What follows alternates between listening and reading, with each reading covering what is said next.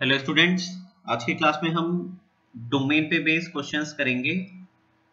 Domain एक बहुत ही important topic है आपके आईआईटी जेई के लिए, ठीक है।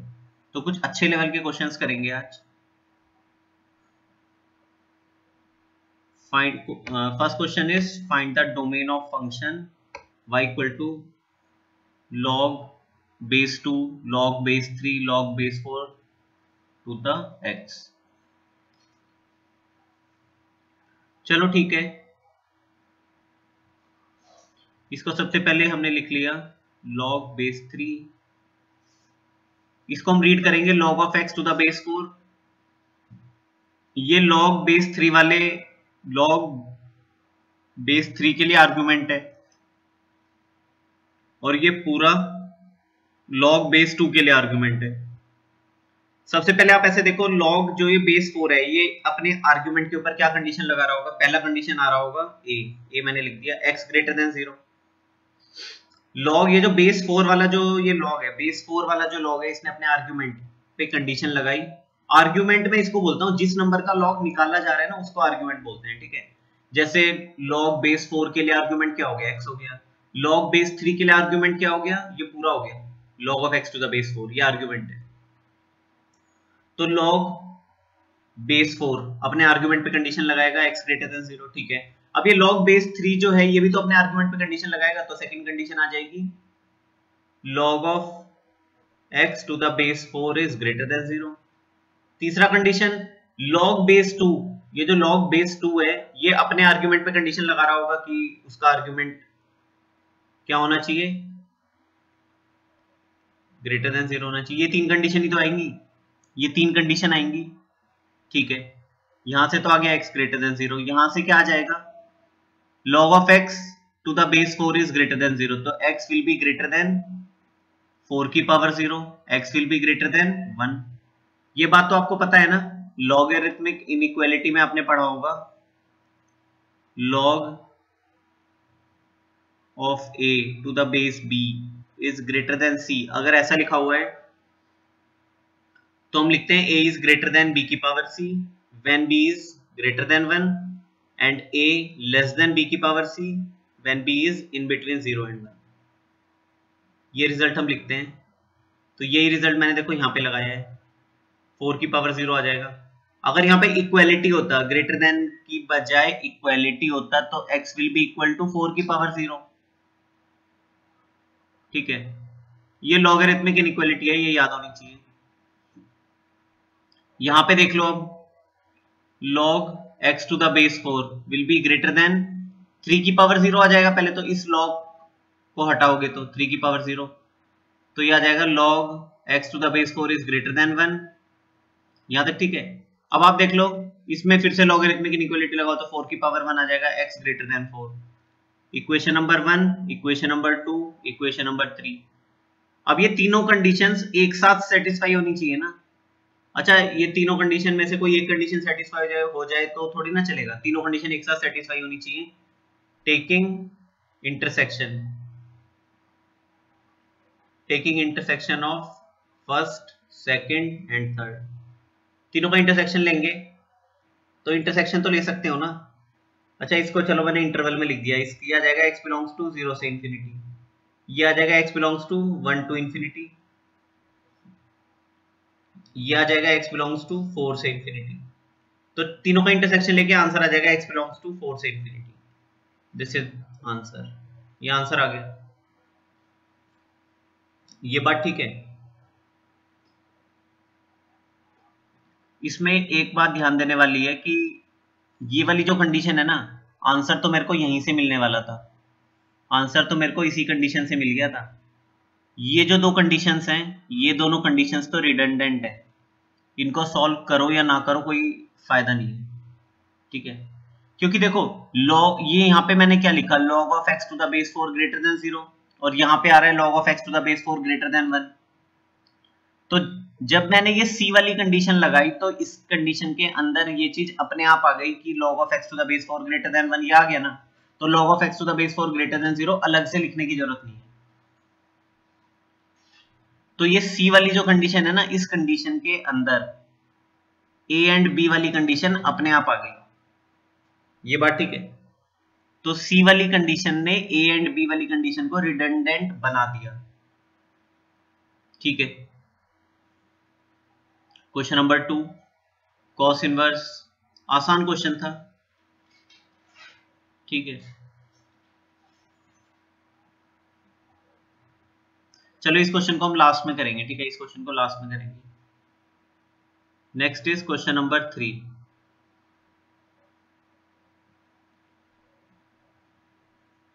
log of fractional 2 fractional part of x minus 1 to the base fractional part of x, ये ठीक है।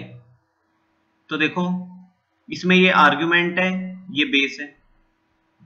आर्ग्यूमेंट पे क्या कंडीशन लगेगी, सबसे पहली कंडीशन लगेगी आर्ग्यूमेंट पे, argument should be greater than 0। फिर दूसरा कंडीशन लगेगा बेस भी, बेस जो है fractional part of x, this should be greater than 0। फिर तीसरा कंडीशन लगेगा बेस नॉट इक्वल टू 1। ये तो 3 कंडीशन लगेंगी। तो ठीक है, देखो 2 times fractional part of x is greater than 1, fractional part of x आ जाएगा ग्रेटर देन 1/2, ठीक है। यहां से आ जाएगा fractional part of x is greater than 0, और ये आ रहा है fractional part of x is not equal to 1। अच्छा ये बताना सी वाली कंडीशन क्या दे देगा, fractional part of x not equal to 1, और फ्रैक्शनल पार्ट का भी 1 बनता है, फ्रैक्शनल पार्ट का भी 1 बनता है क्या? फ्रैक्शनल पार्ट का आंसर तो हमेशा क्लोज 0 से ओपन 1 तक रहता है, कभी ये तो 1 बनेगा ही नहीं। तो इस कंडीशन के कॉरस्पॉन्डिंग तो मेरे को x belongs to all real values मिल जाएगी, क्योंकि दुनिया की x की कोई भी वैल्यू ले जाके मैं पुट करूं फ्रैक्शनल पार्ट ऑफ x तो कभी भी 1 नहीं बनेगा। तो इस c वाली इक्वेशन को कौन सी x की वैल्यू सेटिस्फाई करेंगी, दुनिया की x की सारी वैल्यू सेटिस्फाई करेंगी, इसीलिए इसका सॉल्यूशन आ जाएगा x belongs to all real. अब इसको देख लो, ये बोल रहा है ग्रेटर देन 0, तो इसका मतलब ये बोल रहा है कि फ्रैक्शनल पार्ट ऑफ x 0 नहीं बनना चाहिए, उसके अलावा कुछ भी बन जाए। तो फ्रैक्शनल पार्ट ऑफ x 0 कब बनता है, 0 कब बनता है, इंटीजर्स पे बनता है। तो इसने बोला कि x does not belongs to integer, x का वैल्यू इंटीजर नहीं होना चाहिए। इसने बोला ऑल रियल वैल्यू चलेंगी, इसने बोला इंटीजर नहीं होना चाहिए, और इसने बोला कि फ्रैक्शनल पार्ट ऑफ x का वैल्यू ग्रेटर देन 1/2 होना चाहिए। अगर कभी दिक्कत हो ना तो फ्रैक्शनल पार्ट का ग्राफ भी प्लॉट करके देख लिया करो, ग्राफ से भी आइडिया लग जाएगा आपको, ठीक है। 0 1, फिर 1 से 2 के लिए ये ऐसा ग्राफ बनेगा। अब उसने बोला है कि फ्रैक्शनल पार्ट का वैल्यू 1/2 से बड़ा रहना चाहिए। तो देखो ये वाली वैल्यू तो 1 है, ये वाली वैल्यू 1/2 है। तो देखो मेरा जो ग्राफ है वो इस लाइन, इस डॉटेड लाइन से ऊपर रहना चाहिए ना। इस लाइन का नाम क्या है, y इक्वल टू 1/2 वाली लाइन है, y इक्वल टू 1/2 वाली, ठीक है। ये 1/2 कब लेगा, ये 1/2 पे लेगा। ये 1/2 कब लेगा, ये 1/2 कब लेगा बताओ, 3/2 पे लेगा। अगला जो ये ग्राफ बनेगा आपका, ये 1/2 कब लेगा, 5/2 पे, एंड दिस इज 3, ठीक है। तो आप देखो जब मैं x का वैल्यू 0 से 1/2 के बीच में डालूंगा तब तो आउटपुट 0 और 1/2 के बीच में मिलेगा। जब मेरा इनपुट 1/2 और 1 के बीच में है तो मेरा आउटपुट 1/2 से बड़ा है। ये है, देखो ये जो मैं शेड कर रहा हूं ना, ये मेरा रिक्वायर्ड ग्राफ है, ये वाला, ये है मेरा रिक्वायर्ड ग्राफ, ये वाला, ये जो मैंने शेड किया है।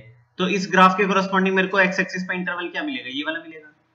फिर एक्स एक्सिस पे इंटरवल ये वाला मिलेगा, फिर एक्स एक्सिस पे इंटरवल ये वाला मिलेगा। तो देखो इसके कोरस्पॉन्डिंग में सॉल्यूशन लिख दूंगा। इसके कोरस्पॉन्डिंग एक्स का वैल्यू कहां से कहां तक आना चाहिए, पहला तो आ गया 1/2 से 1 के बीच में, 1/2 से 1 के बीच में आ गया। अब 1/2 पे तो इक्वालिटी नहीं है, तो यहाँ 1/2 पे ओपन लगाएंगे, क्योंकि 1/2 तो नहीं बनना चाहिए ना। और 1 पे तो वो 0 दे रहा है, हाँ 1 पे तो 0 देगा ना, और बट हमें तो 1/2 से बड़ा वैल्यू चाहिए। x का वैल्यू अगर मैं 1 लेता हूं तो फ्रैक्शनल पार्ट ऑफ x 0 देगा, और हमें चाहिए fractional part of x greater than 1/2, तो यहाँ पे भी ओपन लगाएंगे। फिर यूनियन, फिर अगला सॉल्यूशन कहाँ मिलेगा, 3/2 से 2 के बीच में, 3/2 से 2 के बीच में। फिर अगला सॉल्यूशन 5/2 से 3 के बीच में। फिर अगला सॉल्यूशन, अगला बता दो चलो, इससे अगला 5 हाँ, फिर क्या आ जाएगा 3 + 1/2 मतलब 7/2 से 4 के बीच में, एंड सो ऑन, ऐसे ही चलता रहेगा। इसी को मैं जनरल लिख सकता हूँ, x बिलोंग्स टू n + 1/2 से n तक। ये बात ठीक है। अच्छा, और नेगेटिव साइड में भी तो मिलेंगे, नेगेटिव साइड में नहीं मिलेंगे क्या? नेगेटिव साइड में भी मिलेंगे। ये वाला रिक्वायर्ड ग्राफ आ जाएगा, इसके कोरस्पॉन्डिंग ये इंटरवल आ जाएगा, ये वाला रिक्वायर्ड ग्राफ, इसके कोरस्पॉन्डिंग ये इंटरवल, ये वाला रिक्वायर्ड ग्राफ, इसके कोरस्पॉन्डिंग ये इंटरवल। अब ये जितने भी इंटरवल है ना, ये आपको यहां से मिल जाएंगे, ये जो मैंने जनरल लिखा है, where n belongs to integer. आप n का वैल्यू इसमें 1 पुट करो, क्या दे रहा है ये 1, हाँ n का वैल्यू पहले 0 पुट कर दो,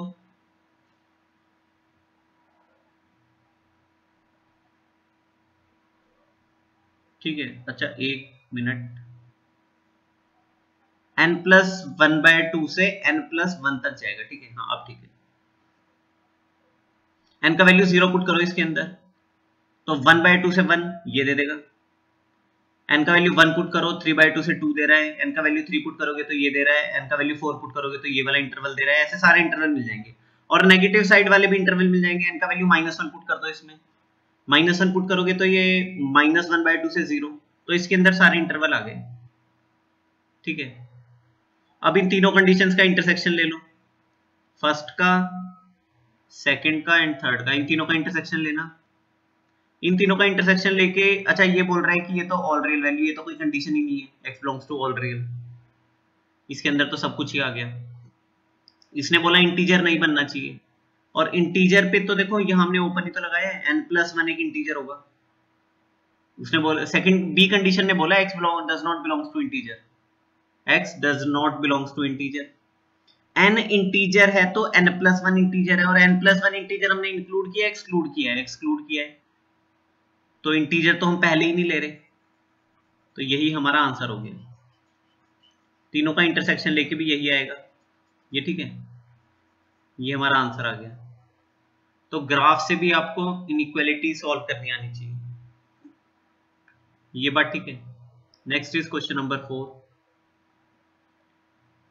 ठीक है। ये अलजेब्राइक इनइक्वालिटी का क्वेश्चन है।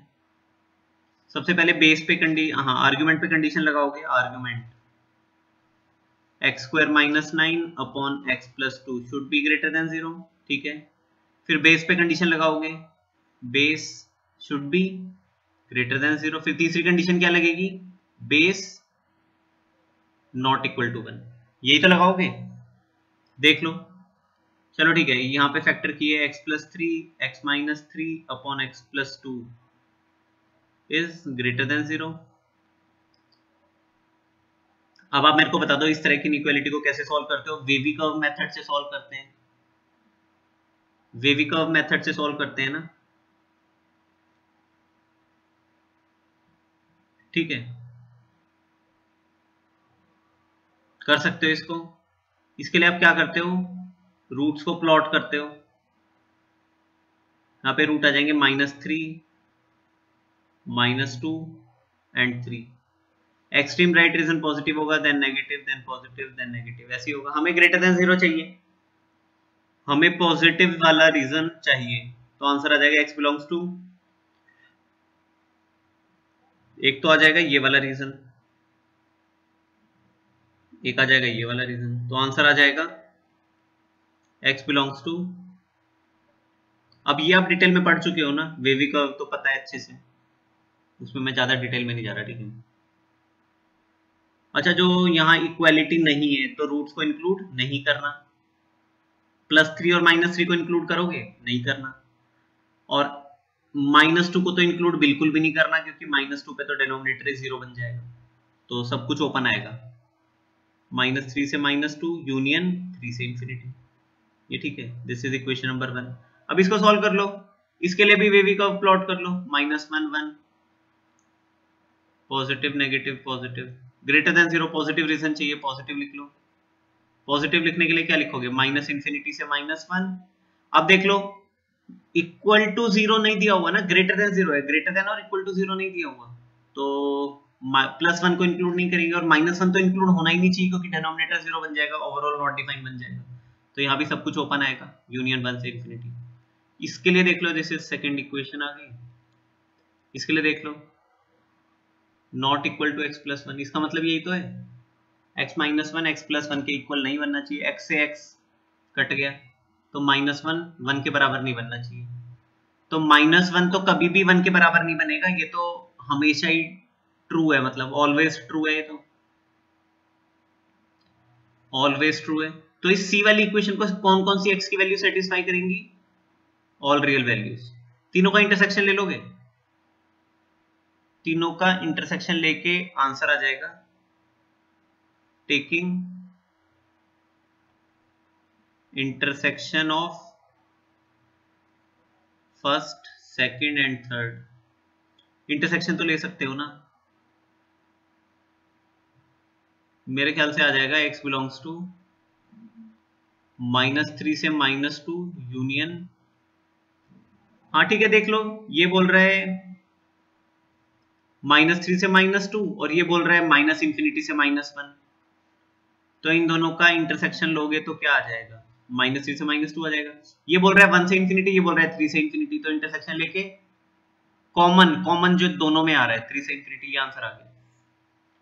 ठीक है, this is domain, set of all acceptable values of variable x, उसी को तो डोमेन बोलते हैं, x की एक्सेप्टेबल वैल्यूज। ठीक है, नेक्स्ट इज क्वेश्चन नंबर 5। अच्छा, ये एक इंपॉर्टेंट क्वेश्चन है, ये आपका एडवांस का क्वेश्चन आया हुआ है। ठीक है, बहुत ही अच्छा क्वेश्चन है, चलो एक बार इसको पढ़ लो। q² - 4pr is equal to 0। चलो मैंने लिख दिया सॉल्यूशन। ये दिया हुआ है q² - 4pr is equal to 0, p is greater than 0। तो हमें इस फंक्शन का डोमेन निकालना है, log px³ plus p + q x² plus q + r into x plus r। हाँ ठीक है, इस फंक्शन का डोमेन निकालना है। और log का जो आर्ग्यूमेंट है वो एक क्यूबिक दिया हुआ है। चलो ठीक है,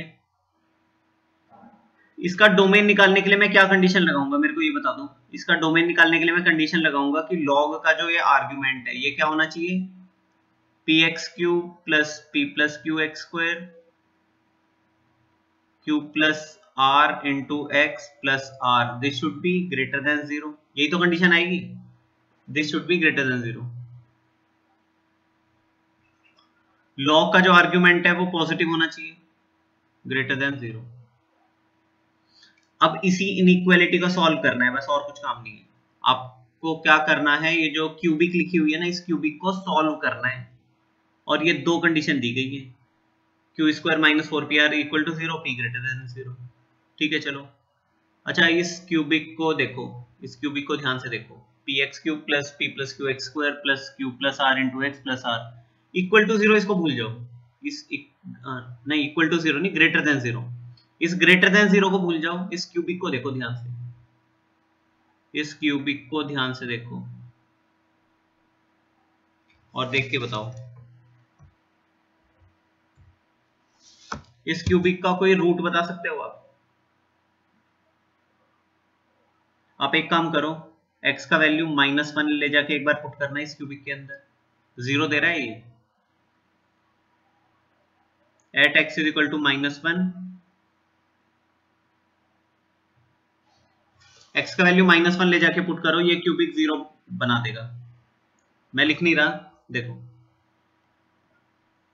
x का वैल्यू -1 ले जाके पुट करो तो ये दे देगा -p, ये दे देगा -1 का स्क्वायर, ये तो +1 दे देगा, तो -p plus p plus q, p से p कट गया, q आ गया। ठीक है, यहाँ पे -1 पुट करोगे तो -q -r, ये दे देगा q, पहले तो हमारे पास q था और -q वो भी कैंसिल आउट हो जाएगा, -r आएगा यहाँ से और +r 0। तो x + 1 इसका एक फैक्टर होगा, इस क्यूबिक का x + 1 एक फैक्टर है, तो एक फैक्टर तो आ गया x + 1। ये बात ठीक है? इसका मतलब ये है कि अब इस क्यूबिक को अगर मैं x + 1 से डिवाइड करूं, इस क्यूबिक को अगर मैं x + 1 से डिवाइड करूं तो रिमाइंडर 0 आना चाहिए। P x cube plus p plus Q x square plus q plus r into x plus r, ये जो क्यूबिक है इसका एक्स प्लस वन एक फैक्टर है, एक्स प्लस वन इसका फैक्टर है, तो इस एक्स प्लस वन से मैं डिवाइड करूंगा, एक्स प्लस वन से आप डिवाइड कर लेना इस क्यूबिक को, p x cube plus Q P plus Q x square and so on. इसको डिवाइड कर लोगे तो रिमाइंडर क्या आना चाहिए, 0 आना चाहिए। आप मेरे को एक क्वोशिएंट बता दो, ये क्वोशिएंट डिवाइड करके जो आंसर आएगा वो क्वोशिएंट मेरे को चाहिए, ठीक है। तो ऐसे ना डिवाइड करने की जरूरत नहीं होती, मतलब ये तो बचपन में आप करते थे, ठीक है, अभी करने की जरूरत नहीं है। देखो अभी तो डायरेक्टली मैं मतलब इस क्यूबिक को x प्लस वन से डिवाइड करके क्वोशिएंट क्या आएगा वो तो मैं डायरेक्टली बता सकता हूँ। देखो पी एक्स क्यूब चाहिए ना, x को किससे मल्टीप्लाई करें कि पी एक्स क्यूब आ जाए, पी एक्स स्क्वायर, तो x को जो क्वाड्रेटिक आएगा उसके अंदर पी एक्स स्क्वायर होगा। अब कांस्टेंट में r चाहिए, 1 को किससे मल्टीप्लाई करूं कि कांस्टेंट r आ जाए, r से। अब बस मेरे को एक समथिंग x वाला टर्म वो पहचानना है, समथिंग x वाला टर्म ना, समथिंग x वाला टर्म, वो x का कोफिशिएंट पहचानना है। x का कोफिशिएंट पहचानना बहुत ही आसान है। देखो x का कोफिशिएंट पहचानने के लिए आप ऐसे कर लिया करो, ये तो आपने समझ लिया ना, पी एक्स क्यूब चाहिए था तो पी एक्स स्क्वायर आ गया, x को देखो अभी x को पी एक्स स्क्वायर से मल्टीप्लाई करके पी एक्स क्यूब आ जाएगा। x क्यूब बनाने का एक ही तरीका होता है, x क्यूब एक ही तरीके से बनेगा जब x पी एक्स स्क्वायर से मल्टीप्लाई होगा, कांस्टेंट एक ही तरीके से बनेगा जब ये 1 r से मल्टीप्लाई होगा। अब आप x स्क्वायर वाला टर्म देख लो, अभी आपके पास कितना x स्क्वायर है, 1 जब पी एक्स स्क्वायर से मल्टीप्लाई होगा तो आपके पास पी एक्स स्क्वायर तो अवेलेबल है, p plus Q x square बनाना है तो क्यू एक्स स्क्वायर, तो क्यू एक्स आ जाएगा। अब आपका काम है इन दोनों को मल्टीप्लाई करके देख लेना, इन दोनों को मल्टीप्लाई करके देख लेना, वापस से यही आ जाएगा, तीनों टर्म चारों टर्म मैच करेंगी, ठीक है। दोबारा लिख लिया, x plus one p x square plus Q x plus r is greater than 0, यहां तक ठीक है। अब देखो ये एक क्वाड्रेटिक है, ये क्वाड्रेटिक है ना, इस क्वाड्रेटिक को एनालाइज करो, ये क्वाड्रेटिक,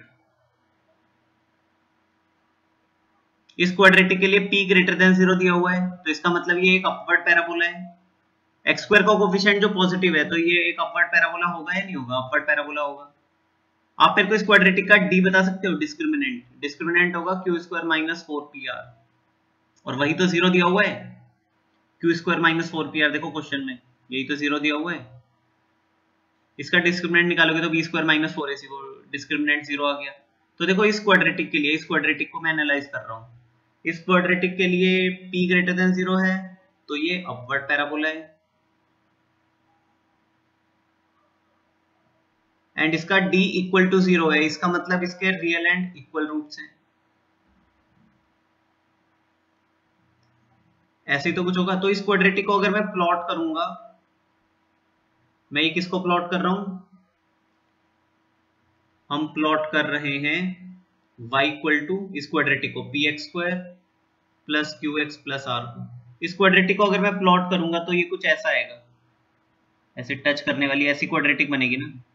अच्छा ये वाला पॉइंट का कोऑर्डिनेट होगा minus b by 2a comma 0, minus b by 2a comma 0, ये बात ठीक है या नहीं।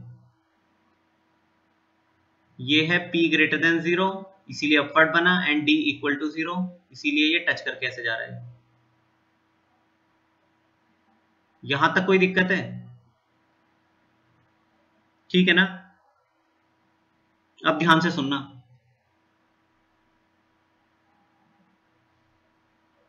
इसका मतलब ये है कि ये जो क्वाड्रेटिक है या तो ये 0 बनेगा या ये 0 से बड़ा रहेगा, यहां से मैं यही तो बोल सकता हूं कि p x square plus Q x plus r, ये जो भी चीज है ये हमेशा या तो 0 से ग्रेटर या तो 0 से बड़ा रहेगा या 0 के बराबर रहेगा। और ये 0 कब बनेगा, p x square plus Q x plus r 0 कब बनेगा, when x is minus B by 2a। अच्छा माइनस बी बाई 2a मतलब इसको पी क्यू आर के टर्म्स में लिख लेते हैं,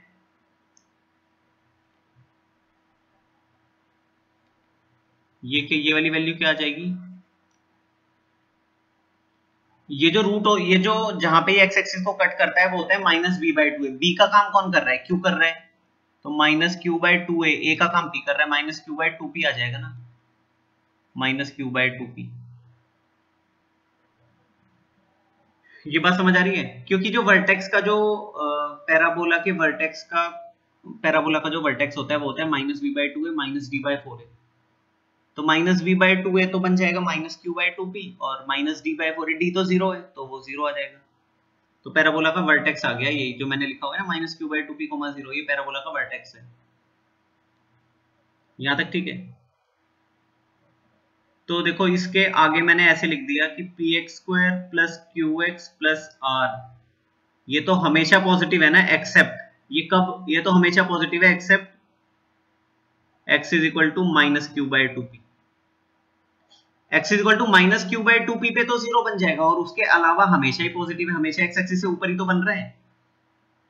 x की मैं यहाँ पे कोई भी वैल्यू ले जाके पुट करूं, x की मैं कोई भी वैल्यू ले जाके पुट करूं, हमेशा पॉजिटिव ही तो देगा ये क्वाड्रेटिक।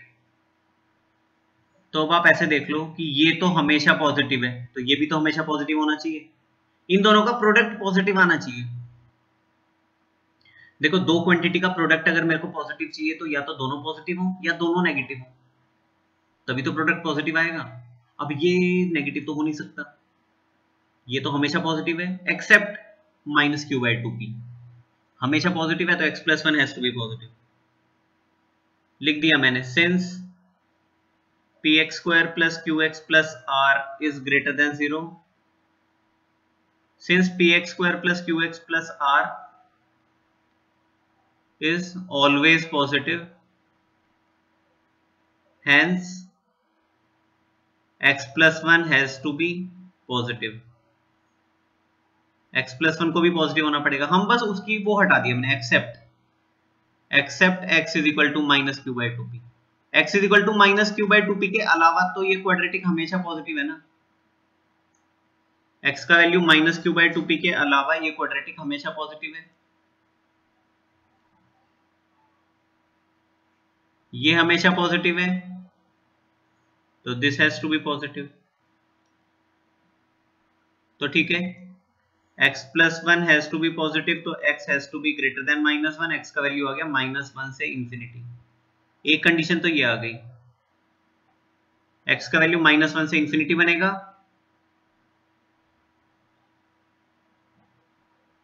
एंड x का value minus Q by two P नहीं बनेगा। x का value minus Q by two P नहीं बनना चाहिए ना, minus Q by two p पे तो ये जीरो बन जाएगा। आप ऐसे देख लो, अगर x का value minus Q by two P ले लिया तब तो ये क्वाड्रेटिक क्या बन जाएगी, ये क्वाड्रेटिक दे देगा zero, zero into any number is zero, और यहाँ पे आ जाएगा जीरो ग्रेटर देन जीरो, वो तो फॉल्स आ जाएगा, तो minus Q by two P नहीं लेना है। तो इसका आंसर मैं लिख दिया, अब मैंने आंसर आ गया, आंसर हमने लिख दिया x belongs to minus one से infinity except minus Q by two P. Minus Q by two P नहीं बनना चाहिए, उसके अलावा सारी वैल्यूज। ये बात ठीक है? ठीक है। अच्छा, या और करके और एक दूसरा तरीका आंसर लिखने का ये भी है, देखो x belongs to all real में से, पहले तो मैंने, अच्छा ऑल रियल में से क्या सब्ट्रैक्ट करें, देखो माइनस वन से इंफिनिटी तक की तो सारी वैल्यू आनी चाहिए, माइनस वन से इंफिनिटी तक की तो सारी वैल्यू डोमेन के अंदर रहेंगी ना, तो मैंने ऑल रियल में से माइनस इंफिनिटी से माइनस वन तक की वैल्यू हटा दी, माइनस इंफिनिटी से माइनस वन तक की वैल्यू सब्ट्रैक्ट कर दी। ठीक है, अब देखो माइनस वन तो इन डोमेन के अंदर नहीं रहना चाहिए ना, माइनस वन पे ओपन है ना, माइनस वन डोमेन, देखो हमारा आंसर आया है, ये आंसर आया ना हमारा, डोमेन रहेगा माइनस वन से infinity except minus Q by two P. अब अगर माइनस वन से इंफिनिटी के बीच में minus Q by two P आ रहा है, minus Q by two P कहीं भी हो सकता है, minus Q by two P अगर आपके माइनस वन से इंफिनिटी के बीच में आ रहा है तब उसको सब्ट्रैक्ट करो, और अगर नहीं आ रहा है तब तो फिर सब्ट्रैक्ट करने की बात ही नहीं है। अगर minus Q by two P आपके -1 से इंफिनिटी के बीच में आ रहा है तब उसको सब्ट्रैक्ट करो, अदरवाइज मत करो। यही तो मतलब है। अब मेरा डोमेन आ गया -1 से इंफिनिटी, -1 से बड़ी वैल्यू जो भी रहेगी वो मेरे डोमेन के अंदर रहेगी। -1 को हम डोमेन में इंक्लूड नहीं कर रहे हैं, तो ऑल रियल में से -1 को सब्ट्रैक्ट करना पड़ेगा। -1 पे क्लोज लगाया, ये बात ठीक है। और एक और वैल्यू मैं सब्ट्रैक्ट करना चाहता हूं, वो है -q बाई टू की। ठीक है, तो ये आंसर को लिखने का एक तरीका ये भी है। आंसर ये है, ठीक है। अब आपके एग्जाम में जब ये क्वेश्चन आया था ना, तो ऑप्शन ये दिया गया था, दिस वॉज करेक्ट ऑप्शन, इसीलिए मैंने आपको वैसे भी लिख के दिखाया है। ठीक है, ऑप्शन ये दिया गया था, आंसर ये भी ठीक है, ये आंसर कोई गलत नहीं है। इसमें देखो, इसमें हमने इस फर्स्ट आंसर में हमने क्या किया, इस वाले आंसर में हमने क्या कर रहे हैं, डोमेन हम बता रहे हैं -1 से इंफिनिटी के बीच में रहेगा। अब -1 से इंफिनिटी के बीच में डोमेन अगर रहेगा, तो मैंने क्या किया, पूरे ऑल रियल वैल्यूज में से, सारे x की रियल वैल्यूज में से -इंफिनिटी से -1 वाली वैल्यू हटा दी, क्योंकि अपनी कंप्लीट रियल एक्सिस को, रियल लाइन को मैं दो पार्ट में डिवाइड कर सकता हूँ, एक -इंफिनिटी से -1, एक -1 से इंफिनिटी। -1 से इंफिनिटी मेरे को चाहिए मेरे डोमेन के अंदर, तो ऑल रियल में से -इंफिनिटी से -1 हटा दिया, और -q बाई टू पी भी हटना चाहिए, तो -q बाई टू पी भी हटा दिया। अब समझ आ जाना चाहिए मेरे ख्याल से। नेक्स्ट इज क्वेश्चन नंबर 6, फटाफट देखो अब। चलो ठीक है, इस लॉग के लिए आर्गुमेंट ये है, और इस log 2 वाले बेस के लिए पूरा आर्गुमेंट है। तो सबसे पहले तो चलो ठीक है, सबसे पहले फोर्थ रूट ऑफ x है, फोर्थ रूट ऑफ x है ना, तो ये फोर्थ रूट या स्क्वायर रूट अपने आर्गुमेंट पे x पे क्या कंडीशन लगाएगा, greater than 0, x greater than 0 होना चाहिए ना, और x डिनोमिनेटर में है तो x 0 तो बनना ही नहीं चाहिए।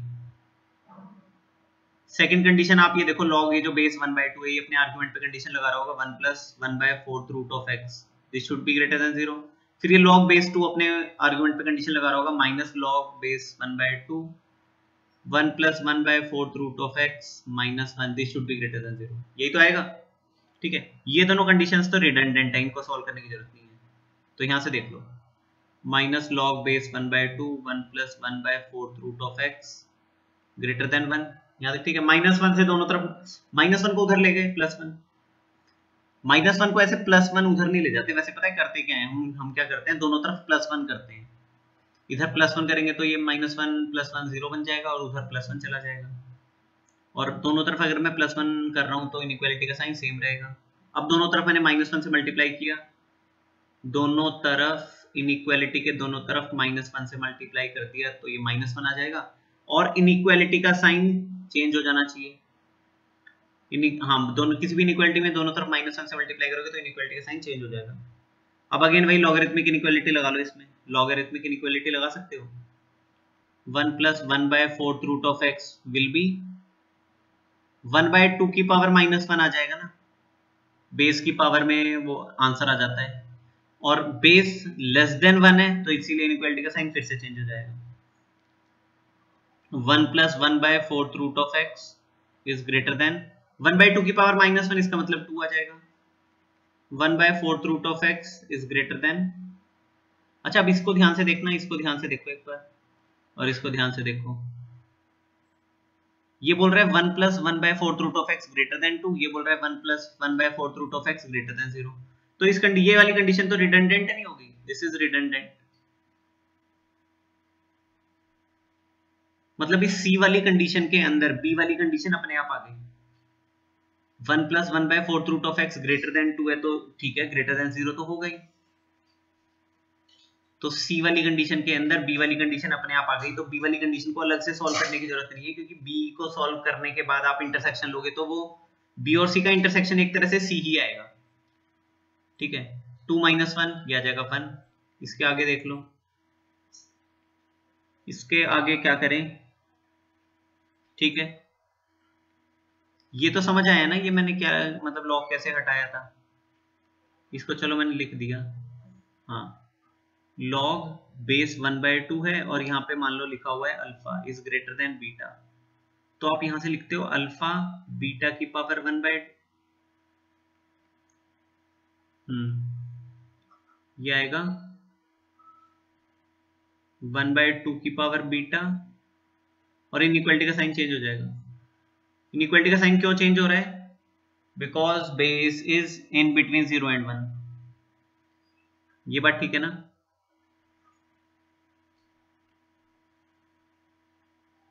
अब ठीक है, आगे आप ऐसे देख लो 1/अल्फा अगर ग्रेटर देन 1 है तो अल्फा का वैल्यू कहां से कहां तक होगा? 1/अल्फा का वैल्यू अगर ग्रेटर देन 1 है मतलब 1 से इंफिनिटी के बीच में है, तो अल्फा का वैल्यू कहां से कहां तक होगा? अल्फा का वैल्यू 1/इंफिनिटी से 1 के बीच में होगा, अल्फा का वैल्यू 0 और 1 के बीच में होगा। ये बात ठीक है या नहीं? अल्फा का वैल्यू अल्फा का वैल्यू 0 से 1 के बीच में आ जाएगा। ये मैंने दिखाया ना 1/अल्फा अगर ग्रेटर देन 1 है तो अल्फा का वैल्यू 0 और 1 के बीच में होगा। तो 1/4 रूट ऑफ एक्स का वैल्यू अगर ग्रेटर देन 1 है तो यहां से आ जाएगा 4th रूट ऑफ एक्स का वैल्यू 0 and 1 के बीच में। इसका मतलब है x की पावर 1/4 0 और 1 के बीच में होगा, तो x का वैल्यू भी ऑब्वियसली 0 और 1 के बीच में ही होगा। तो आंसर आ गया x बिलोंग्स टू 0 से 1, ये आंसर आ गया। अब ये b and c, a and b वाली कंडीशन तो रिडंडेंट है, उनको सॉल्व करने की जरूरत नहीं है। अच्छा x ग्रेटर देन 0, ठीक है x ग्रेटर देन 0 ही तो आ रहा है, तो a वाली कंडीशन तो अपने आप सेटिस्फाई हो रही है, b वाली कंडीशन भी अपने आप सेटिस्फाई हो रही है, तो c वाली कंडीशन के अंदर a एंड b वाली कंडीशंस रिडंडेंट हो गई। नेक्स्ट देख लो, the domain of the function f such that this greatest integer, this is greatest integer। ये भी अच्छा क्वेश्चन है, ये भी आपके एग्जाम जेई का आया हुआ क्वेश्चन है।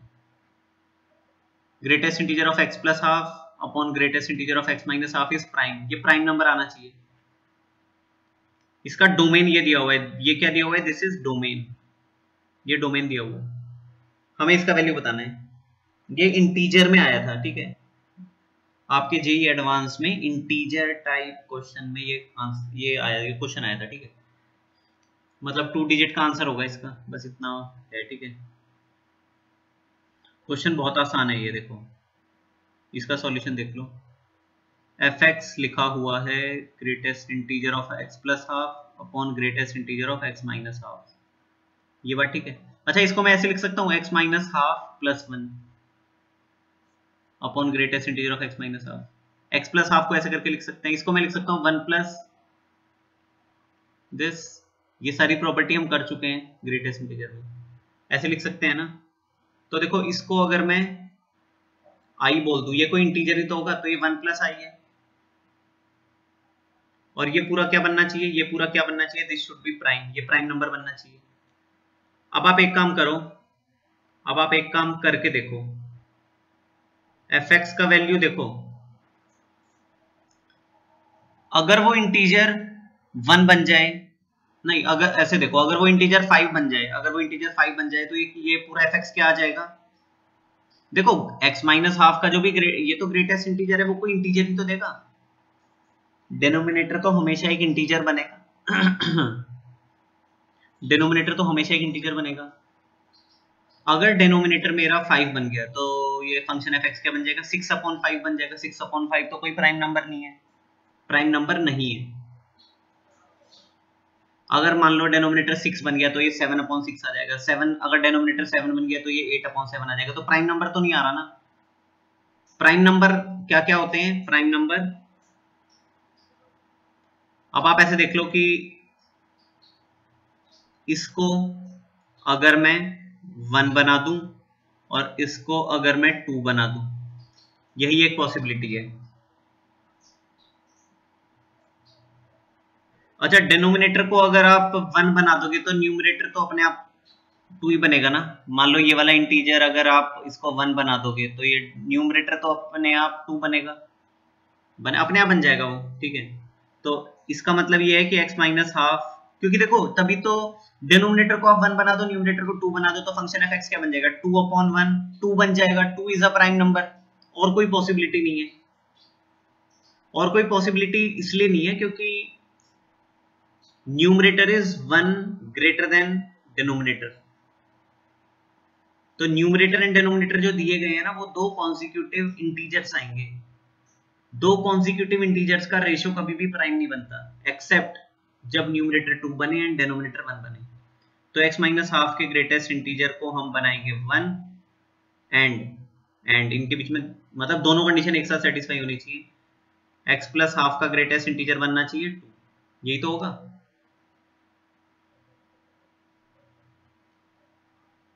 ठीक है, तो देख लो किसी भी नंबर का ग्रेटेस्ट इंटीजर 1 कब बनता है? ग्रेटेस्ट इंटीजर ऑफ समथिंग 1 कब बनेगा? जब ये समथिंग कहां से कहां तक होना चाहिए बताओ, चलो बता दो। किसी भी नंबर का ग्रेटेस्ट इंटीजर अगर 1 है तो वो नंबर कहां से कहां तक होगा? 1 से 2 के बीच में होगा। नंबर अगर 1 से 2 के बीच में है तो उसका ग्रेटेस्ट इंटीजर 1 आएगा, ये हम कर चुके हैं पहले। तो x माइनस हाफ का वैल्यू कहां से कहां तक आना चाहिए? 1 से 2 के बीच में। ठीक है, इनइक्वालिटी के दोनों तरफ 1/2 ऐड कर दो। इनइक्वालिटी के दोनों तरफ 1/2 ऐड कर दो। 1 में 1/2 ऐड करोगे तो 3/2, 2 में 1/2 ऐड करोगे तो 5/2। अच्छा, यहां ओपन आएगा, 1 पे क्लोज है 2 पे ओपन है, 1 पे क्लोज है 2 पे ओपन है, 3/2 पे क्लोज है 5/2 पे ओपन है। इसके लिए देख लो किसी भी नंबर का ग्रेटेस्ट इंटीजर 2 कब बनता है? जब वो नंबर 2 और 3 के बीच में हो। 2 पे क्लोज 3 पे ओपन। तो x प्लस हाफ का वैल्यू कहां से कहां तक होना चाहिए? 2 पे क्लोज 3 पे ओपन। तो x का वैल्यू दोनों तरफ -1/2 कर दो। चलो मैंने लिख के दिखा दिया इसको, देखो इसका मतलब कुछ ऐसा है। इसका मतलब है कि x प्लस हाफ का वैल्यू लेस देन 3 होना चाहिए एंड ग्रेटर देन और इक्वल टू 2 होना चाहिए। यही तो मतलब है। 2 पे इक्वालिटी है, 3 पे इक्वालिटी नहीं है। अब आप एक काम करो, x प्लस 1/2 मैंने दोनों तरफ -1/2 कर दिया, 3 -1/2 और यहाँ पे भी 2 -1/2। इनइक्वालिटी के दोनों तरफ मैंने 1/2 सब्ट्रैक्ट कर दिया, यहाँ पे भी 1/2 सब्ट्रैक्ट। तो आ जाएगा 2 -1/2 इज 3/2 लेस देन और equal to x less than. यहाँ पे इक्वालिटी नहीं आएगा, देखो 3 पे इक्वालिटी नहीं है, 3 पे इक्वालिटी नहीं है तो यहाँ पे इक्वालिटी नहीं आएगा। 3 -1/2 इज 5/2। तो यहाँ से x का वैल्यू आ गया 3/2 से 5/2। 3/2 पे क्लोज 5/2 पे ओपन। और ये तो होना ही था, दोनों कंडीशंस तो एक साथ सेटिस्फाई होनी ही थी। जब ये 1 बनेगा तो कुछ करने की जरूरत नहीं है, ये अपने आप 2 बन जाएगा। ये बात मैं बताई तो थी आपको। तो इसके लिए जो सॉल्यूशन आ रहा है, इसके लिए जो सॉल्यूशन आ रहा है सेम ही तो आना चाहिए। तो डोमेन आ गई हमारी, डोमेन आ गई x बिलोंग्स टू 3/2 से 5/2। 3/2 पे ओपन, 5/2 पे close. According to question, question में हमें डोमेन क्या दिया हुआ है? क्वेश्चन में हमें डोमेन दिया हुआ है, क्वेश्चन में हमें डोमेन गिवन है क्लोज x1 से ओपन x2। तो x1 का वैल्यू आ जाएगा 3/2, x2 का वैल्यू आ जाएगा 5/2। उसने हमसे ये पूछा है 2x1² प्लस x2², इसी का वैल्यू पूछा है ना, तो निकाल दो ये। तो x1² कितना आ जाएगा? x1² will be 9/4 plus x2² is 25/4। तो कितना आ जाएगा? 2 × 34/4। हाँ ठीक है, तो ये हाँ ठीक है, 34/2 17 आ जाएगा answer. Answer is 17। Answer is 17। एक फर्स्ट क्वेश्चन हमारा अभी रह गया है, ठीक है, एक फर्स्ट क्वेश्चन और कर लिया फटाफट। cos inverse x² plus x plus 1, second question है, ठीक है, second. y equal to cos inverse x² plus x plus 1, ठीक है, आसान क्वेश्चन है। cos इनवर्स x का डोमेन क्या होता है? इसका डोमेन आप क्या लिखते हो? इसका डोमेन आप लिखते हो x belongs to -1 to 1। x का वैल्यू -1 से 1 के बीच में होना चाहिए। तो x² प्लस x प्लस 1 का वैल्यू +1 एंड -1 के बीच में होना चाहिए। ये बात ठीक है? अच्छा हाँ, इक्वालिटी भी तो आएगा, +1 से -1 के बीच में होना चाहिए। यहां से आप यहाँ इसको ना मैंने दो क्वेश्चंस में ब्रेक कर लिया, x square plus x plus one greater than और equal to minus one, x square plus x plus one less than और इक्वल टू वन, ये दो क्वेश्चन में ब्रेक कर लिया। इसका मतलब यही इसका मतलब यही तो है, x square plus x plus one one से छोटा रहेगा और माइनस वन से बड़ा रहेगा, माइनस वन से बड़ा और वन से छोटा, और माइनस वन और वन को भी इंक्लूड करना है।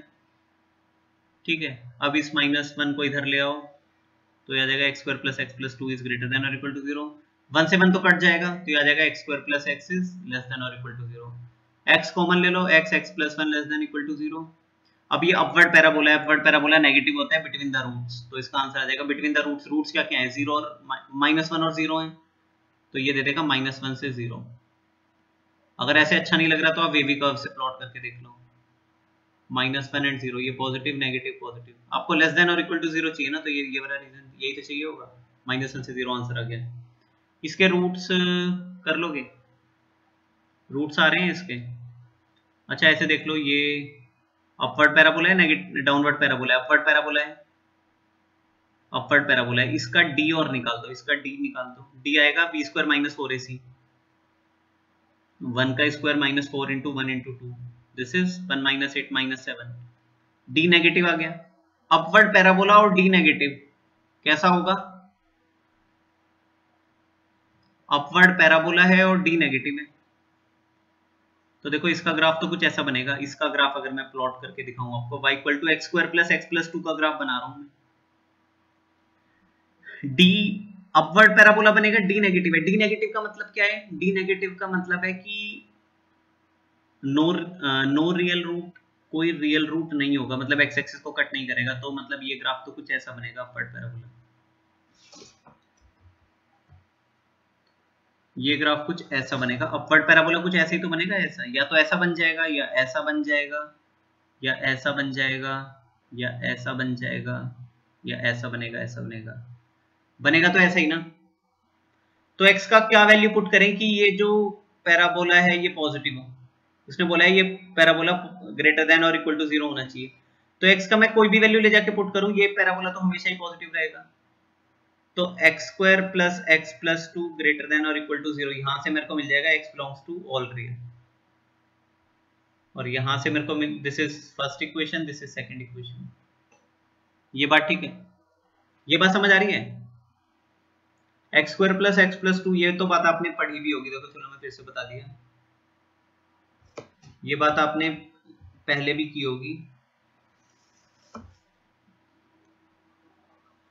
Important note point, A x square plus B x plus C ये क्वाड्रेटिक है, अगर a ग्रेटर देन जीरो है और d नेगेटिव है तो हम क्या बोलते हैं, तो हम ये बोलते हैं कि a x square plus B x plus c is always greater than zero, ठीक है, फर्स्ट केस, क्योंकि a पॉजिटिव है तो ये अपवर्ड पैराबोला बनेगा, d नेगेटिव है तो ये कुछ ऐसा बनेगा, ये ग्राफ कुछ ऐसा बनेगा, कहीं भी बन सकता है, तो हमेशा ही तो पॉजिटिव है, तो y का देखो a पॉजिटिव d नेगेटिव, तो y इक्वल टू अगर a x square plus B x plus c है, तो यहां पे हम बोलेंगे, यहां पे देखो हम ये बोलेंगे कि y is always positive,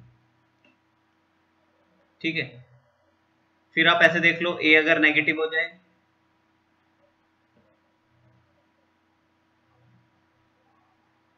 and d भी नेगेटिव हो जाए, a नेगेटिव हो जाए d नेगेटिव हो जाए, a नेगेटिव मतलब डाउनवर्ड पैराबोला और d नेगेटिव मतलब एक्स एक्सिस को, d नेगेटिव का मतलब है कि d नेगेटिव का मतलब है कि रियल रूट नहीं आएगा, रियल रूट नहीं आएगा मतलब एक्स एक्सिस को कट नहीं करेगा, एक्स एक्सिस को कट नहीं करेगा तो कुछ ऐसा बन जाएगा, कहीं भी बन सकता है, इसके लिए भी d नेगेटिव है, तो इसके लिए y क्या रहेगा, इसके लिए y हमेशा नेगेटिव रहेगा, तो ये वाला जो ग्राफ होता है ना x square plus B x plus c, this is always negative, हमेशा नेगेटिव ही बनेगा, तो अगर किसी क्वाड्रेटिक का a पॉजिटिव आ जाए d नेगेटिव आ जाए तो वो क्वाड्रेटिक हमेशा ही पॉजिटिव बनेगा, ये देख लो ना x की हर वैल्यू के ऊपर y का वैल्यू हमेशा पॉजिटिव ही तो मिलेगा, मतलब a square plus B x plus c हमेशा पॉजिटिव रहेगा, तो इस इक्वेशन को कौन सेटिस्फाई करेगा, हाँ, x square plus x plus two is greater than और इक्वल टू 0, ये कंडीशन कब सेटिस्फाई होगी? X belongs to all real values के लिए। फर्स्ट एंड सेकंड का इंटरसेक्शन लोगे तो आंसर आ जाएगा एक्स बिलोंग्स टू -1 से 0, क्लोज, ये आंसर है। ये बात ठीक है? ठीक है, एक बार स्टार्टिंग से देख लो। दिस इज क्वेश्चन नंबर 1 का फर्स्ट पार्ट है। इसमें इंपॉर्टेंट है लॉगरिथमिक इनइक्वालिटी। लॉगरिथमिक इनइक्वालिटी अलग तरीके से बिहेव करेगी बेस ग्रेटर देन 1 के लिए एंड बेस लेस देन 1 के लिए। अलग अलग उसका साइन रहेगा, ठीक है? बिहेवियर मतलब अलग अलग साइन अलग रहेगा। फर्स्ट, ठीक है, this is second, fractional part पे बेस क्वेश्चन। थर्ड, आसान क्वेश्चन था ये तो, ठीक है। This is third, this is fourth, fifth important question है, वेरी इंपॉर्टेंट, सिक्स्थ। इस तरह के क्वेश्चन जनरली मेंस में ज्यादा आते हैं आपके, क्वेश्चन नंबर 6 के जैसे जेई मेंस में बिल्कुल सेम ऐसे क्वेश्चन ज्यादातर आते हैं। सेवंथ, ये भी अच्छा क्वेश्चन था। ये आपका फर्स्ट का सेकंड पार्ट, कर सकते हो। डोमेन पे बेस बाकी जितने भी क्वेश्चन हैं आपके पास वो सभी ट्राई करो। बाकी हम नेक्स्ट क्लास में आगे आने वाले टॉपिक्स करेंगे, that is range and range topic करेंगे and then domain and range दोनों के क्वेश्चंस करेंगे। ठीक है, थैंक यू।